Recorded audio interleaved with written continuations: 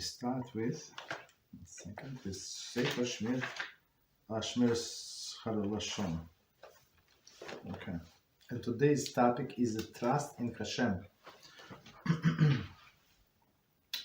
In developing a quality of Shmiras Haloshon, one must strive to forever strengthen himself in the matter of Bitachon, trust in God.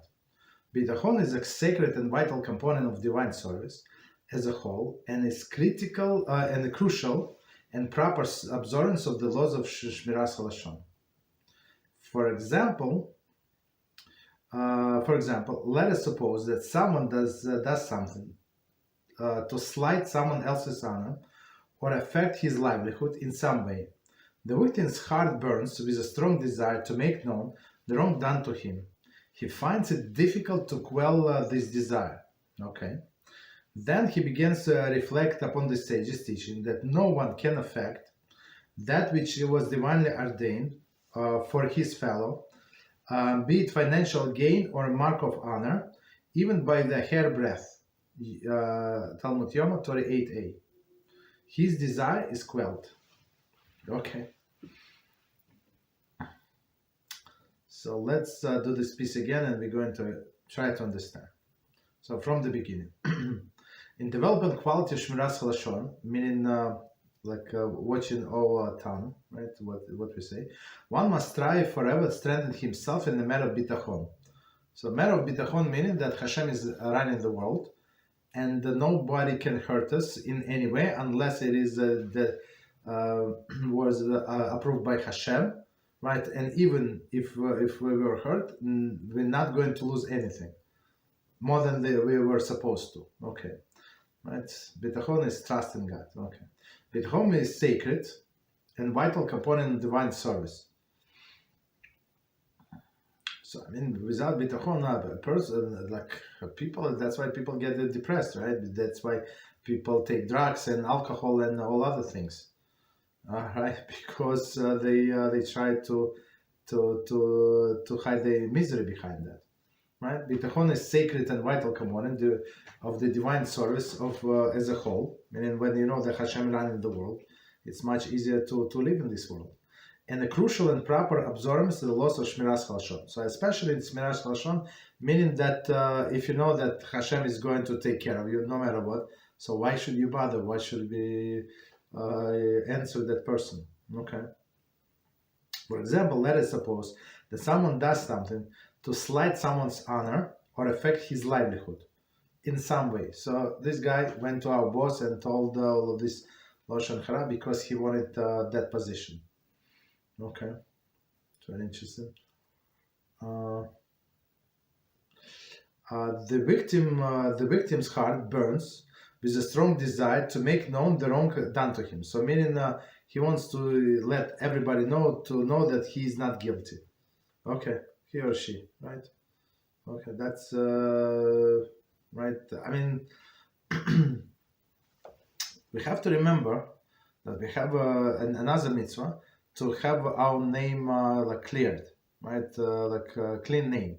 Meaning what? That if somebody said that we did something that we did not, we should tell them. Otherwise, they would think that we are a thief, we are a pervert, or like a bad person. It's also not allowed. In a sense, it is here, whatever he said is a balance. Okay, so I mean, what they just hurt us. So right, he finds it difficult to quell his desire to get back that person. Right, then he begins to reflect upon the sages' teaching that no one can affect that which has been divinely ordained to his fellow, meaning. Whatever Hashem said on Rosh Hashanah, right, that it's going to be, it's going to be, right? So nobody, just because somebody stole from us, does not mean that we're going to get less, or just because they raise taxes. Somebody challenged me today in this YouTube, not challenge, he has the question about, I don't know, what video did you say? Oh, taxes. There is a video, shorts, right? Then and we said in that short that one of the reasons why your prayers still not answered, right? Why? Because maybe it was built on on the money that somebody did not pay taxes, and on saved money, he built the synagogue. So this money actually belonged to the government of that country from this exile. And every time you pray in that synagogue, so whatever you do mitzvahs, so of course you get a benefit from that and the reward, but also the sponsor. And who is the sponsor? The government.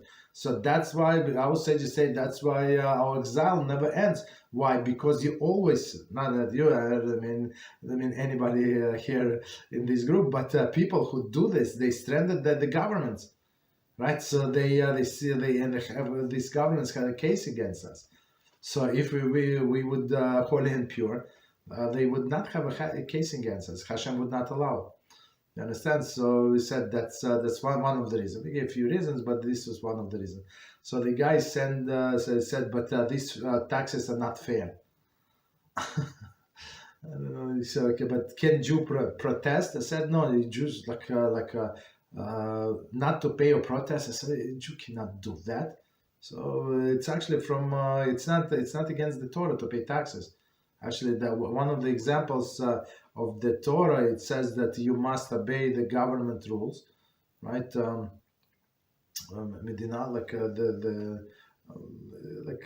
place where we live. I guess today's government. It used to be maybe a little different, maybe some it was self-centered cities, like city government or something, city kingdoms. But here we have government, right? Countries. And whatever they tell you, you have to pay. Like you like it, don't like it, who cares? But if you don't like it, go to another country. But if you chose to live in this country, so you have to pay the taxes, right? But if they tell you to do something against your religion, you're not allowed to do that. So two different things. So the guys say, yeah, but if it's not fair, can we get involved? Understand? So that's the thing. So I told him exactly what it says here. So if we believe that everything comes from Hashem on Rosh Hashanah, including taxes and including inflation. So if you know that, you would not be bothered with this thing. I mean, what can I do? I'm going to fight government? Like what a Beetle Torah is it, right? How much time you have to spend the reading of the documents. You understand? So it's very interesting, right? So we just let it go. It's not up to us. It's let them deal with it. And same as this person, just let it go. Right. So one more time, the sage is teaching that no one can affect that which has been divinely ordained for his fellow, be it in financial gain or mark of honor, even by a hairbreadth. Rabbi Talmud Yoma 38:8. 38:8.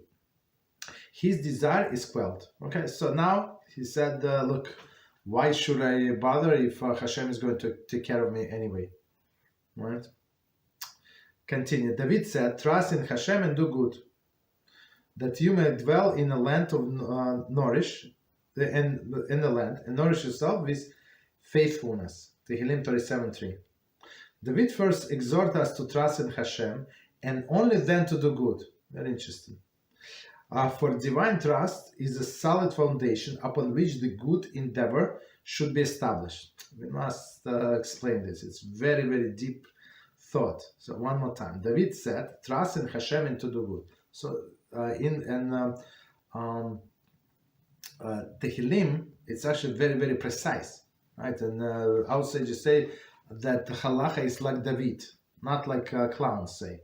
Right, so one of the not like a clowns. It says in Mislas Hashirim. So you stop doing bad and you start doing mitzvahs and you start doing good, like it's in Psalm 34.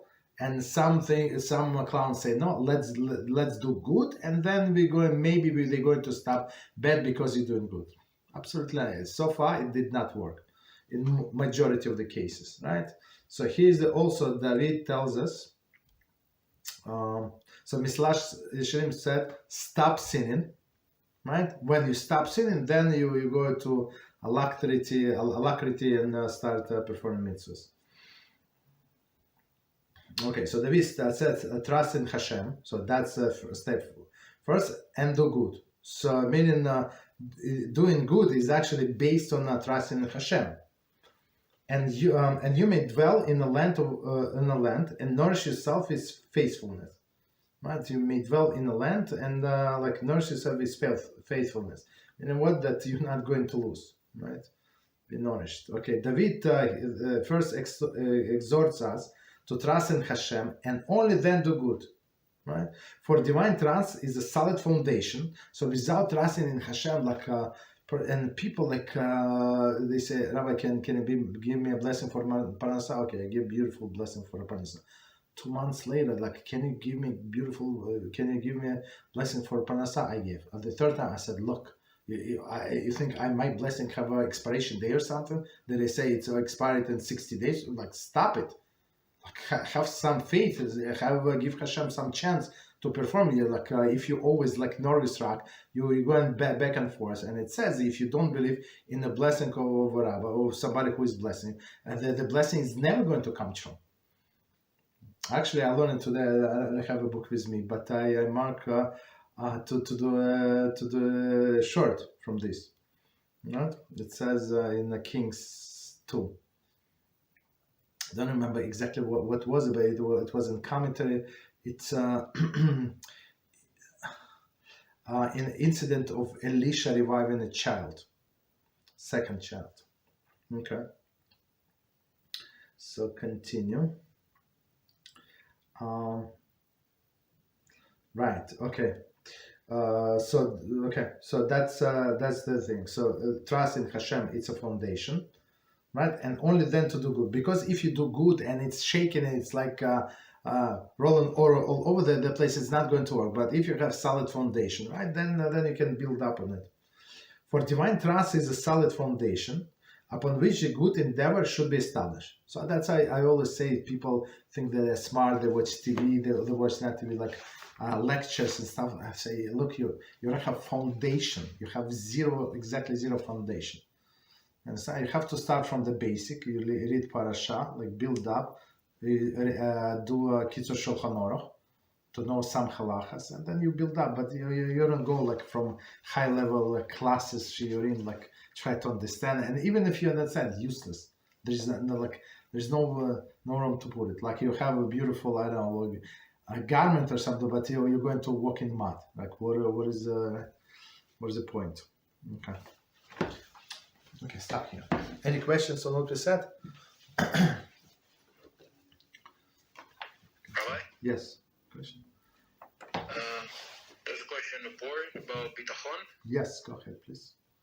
It says, Shalom B'Lav, if we are not worried about ourselves because we grew up a poor orphan with conditions much worse and more difficult in childhood than as an adult, would it be considered a duty to expose a perpetual fraud, the Reshaim, to protect others? Or is it arrogance and lack of Bitachon to counteract the Reshaim, since everything comes from Hashem? I did not get the question. I apologize. So could you read again a little slower, and let's try to understand. Maybe you try to help me to understand. Okay, well, one more time, please. Sorry, go ahead.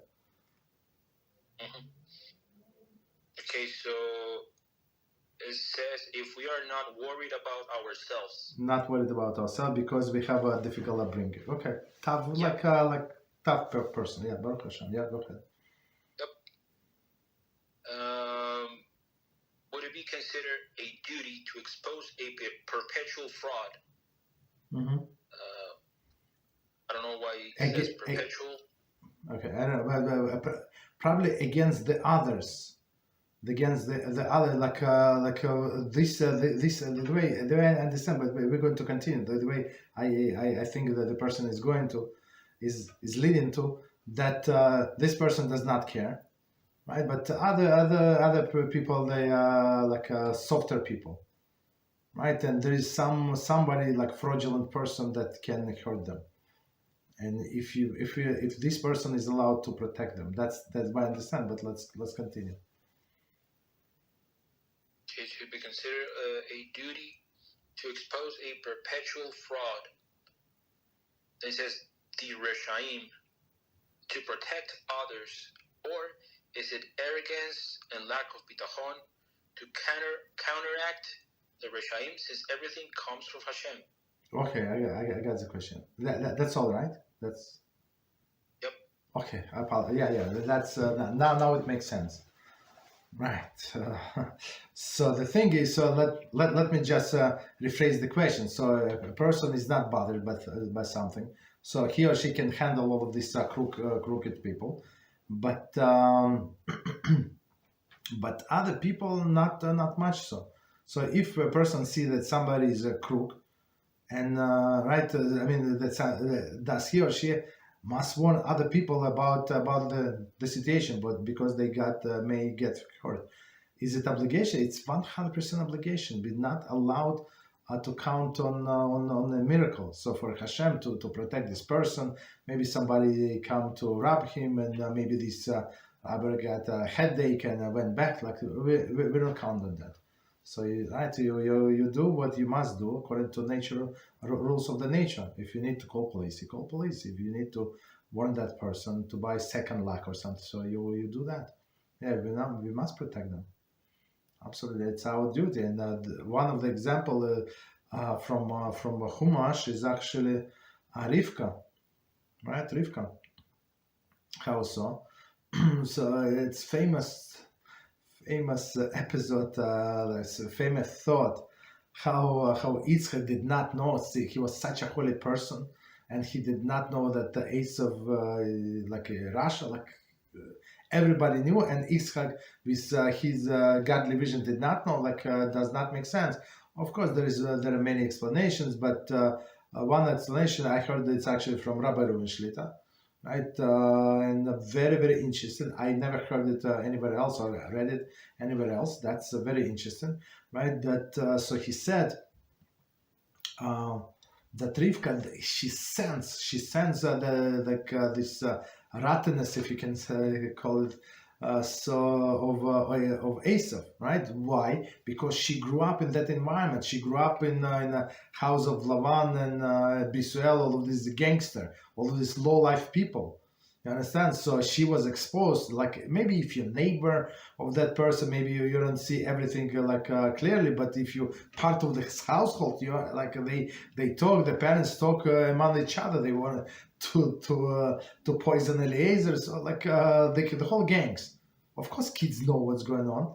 Of course, they got discussed, but they know the type of the person, and they feel it, they smell. Even the person smiles and he so cordial and stuff like that. And I know people like that. They can turn a switch now he's cursing this and that and tells all the bad things in the world, and then he picks up the phone and he's the sweetest guy, and he says thank you and please, and I will come and I'll bring this, and like a salesperson. It's unbelievable. The personality, I think all the salesperson like that people. I think so. I mean, I all of them that I met in my life. It's they're not there because they have to sell to the customer, and their life mission to win. Then after some time, they win. If they did not win, so they get very frustrated, and they take this frustration on everybody else.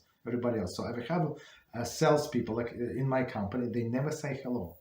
So to me, because the guy did not have anything to do with me. So even if he needs some information, he would get from somebody else. He would give some assignment to customer support, and customer support would talk to me. Okay, so I mean, I knew the information for him, but it was it's indirect. So it would be a corridor, long corridor, along the company, the whole floor, and on the left hand side there is a corridor, huge, and on the right all of the desks. So and the corridor, I don't know, 4 feet. How can it's if two people walk, so you have to maybe a little do sideways when you're close to each other, right? 4 feet, yeah, something like that, maybe even lesser. You understand? Of course, there is room, but not to acknowledge a person that there is somebody is walking. He would not only me, other people as well. But he was a very good salesman. You understand? So going back to Rivka, right? So like she knew the nature. She she had this allergy, like we have an allergy on hypocrites. So she had the allergy on these people, right? The pretenders. And Yitzchak did not know. He grew up in the house of Abraham. What could be better? How would she know? You understand? So yes, so if we have such experience, so we must protect other people, right? We must tell them and use your previous life or life experience for the betterment of others. Understand? So maybe Hashem sends you in that situation for that one time that you're going to help somebody, or many times, war community, where you warn proper people, like good people. That's a must. Very good question. Thank you very much, Rabbi. You're welcome. You're welcome. So our friend also says, what line must be crossed to make it permissible Lashon Hara to warn others that someone or some business is harming people? So first of all, as we said, the best case scenario is a first-hand information, right? You saw it to yourself; it was done to you, but you don't hold a grudge. It's not because you're not trying to get back at them. Nothing. You just you as we learned today, you're on a high level of Bitachon. So you say Hashem is going to compensate, but I need to protect my brothers and sisters. I need to protect community, right? But if it's a second-hand information, and you know that this person might get hurt, financially, physically, psychologically, or otherwise, so you might say, look, this information, whatever I'm going to tell you, is a second hand. I have not saw it with my own eyes. I did not but that's what people are saying for a long time about this and that. Maybe true, maybe not true. I'm giving you the information, and it's your duty to clarify. You understand? So and then so when you do this disclosure, so they can do whatever they want. They can ignore whatever you say, or they take into consideration. And be careful. Right? Check your, I don't know if it's financial organization, check your statements, right? What else? Thank you very much, Rabbi. You're welcome. I give you this example. A long time ago, we hired a plumber, and he gave us a good price to work, but they all crooks. Is it honest plumber? Maybe in after 1,000 years again, or maybe or millions of years.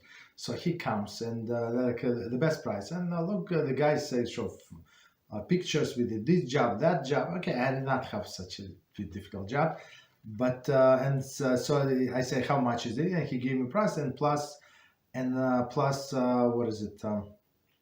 Plus parts.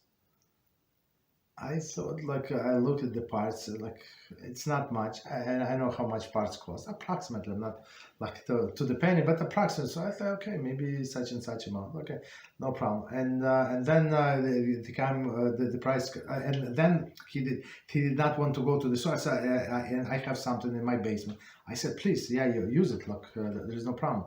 So I gave him a few parts. So basically, he spent, I don't know, maybe for $7 or so. $10, I don't know. And he said, I gave him the money, and he has, and for parts, 100. For what? And we start talking, and then he get very upset because why? Because that's what they do. They do part, a job is not expensive. I mean, normal price, right? And then they do the parts which they never bought. It's very interesting. All those crooks. Okay. So any other questions, or we continue? Bye-bye. Yes, go ahead. So about this issue of being using our experience to help others and so on. So if we grew up in an environment which is pretty much surrounded by distrustful people and crooks and so on, but on the other hand, we don't want to end up being overly cautious or precautious with other people. How can we draw a line not to surpass and become like distrustful against everyone. Like, how can we do this? And like manage to balance between these two scenarios. For ourselves or for others? I didn't get. Yeah, for everything in general, like just not to judge everyone unfavorably constantly, so to speak. Okay, so that's the question. I think in the Gemara Brachas that it says it's Rebbe says when somebody comes to my house, I treat him as a king, right? And when somebody comes to my house, I treat him as a thief. So it's like, how is it possible? So he's a king or he's a thief? He said, I receive him as a king, but I would not leave my purse or something like valuables on top of the drawer. You understand? So drawer, right? So just put it away. Don't leave it. So maybe if a person, maybe he was not a thief, but say he sees there's a golden ring or something, or earrings, or I don't know, some wallets, credit cards. So don't tempt him. You understand? So but otherwise, so meaning what? What does it mean? Be cautious. So like be cautious. Don't provoke anybody, because people are very greedy for money. That's another story. That's very greedy for money. So you don't push them. You don't push anybody. So even the person was greedy, was honest, right? Because maybe like never stole his life. You know why? Maybe he did not have an opportunity to steal. You understand? So, but now he has a clear opportunity. Nobody is going to find out, and he's going to steal. So don't put him in that situation, because you're going to be like in some sense responsible, putting a stumbling block in front of the blind. So going back to the situation, so you have to be cautious. So you know that the culture is like that. So most likely they're going to behave like that. But if they know the person is going to check his change, her change, and they're going to check how much they were charged. Oh, you told me what it was $160. Oh yeah, oh, very nice. But looks like I just got a credit card bill. It was $360. Can you explain it? Oh, I'm sorry, they made a mistake. So if they know that you're going to check and you're going to check right away, they charge you. You place the order over the phone, let's say, and they say we're going to charge you $160. Okay. Process. Okay, thank you very much. Goodbye. You're going to get your merchandise in next Monday. Okay, next Monday you go to credit card bill, like a charge. It was $360. So like you have to, if you know like what to say, you cannot just be naive and let them like fool you. You understand? So next time you buy from these people, they're going to be careful. That this guy, he's going to check. Okay, so I'm going to put 160. See, 160. Okay, that's it. No more games. That's it. So that's we have to treat. If you know that the culture like that, people like that, you have to do that. Right? When some people say that one person say like people that come from communist countries, they have like a thievery mentality. Like because the communists, and I know for like they were like pushing people so much, like suppressing people so much that the people like were like all of them were thieves. Who? All of them, right? In under communist regime, because you work in this place, you get something, bring something from work. Like, what do you mean bring something from? Like it was normal to bring something from. It's stealing 100%. What do you mean bring something from work? Okay, yes, that's and they come to some Western country, and they do like all of this insurance, this and that, insurance in this place. He lives in this place; it's too expensive, and insurance in a different place because it's like suburbs. It's 3 times less, or whatever. Or not 3, but maybe 2 times less, but significantly less, right? Why should I pay? Right, in the neighborhood where I live, there is a different plate numbers because people have summer house, some like in different state, because the insurance is very cheap. So they register the vehicle there. So I mean it's a lot. What we pay for insurance is very much. So all of these crooks, you understand? So they like officially, what is the crooks? He has a house. Yes, he has a summer house there, but or somebody his sister have. right? But he said that he's a permanent resident. He's not. He's there maybe 2 weekends a year. That's it. So that's the thing. So if you know that the people like that, so you're like not to be careful. It's like pure stupidity, right? You have to respect Hashem, because he would need to change the whole nature around to pay back to you. Like why are you doing that? Don't put a stumbling block in front of the blind. Okay, so yeah, don't. So that depends, of course, on the situation, but same with other people.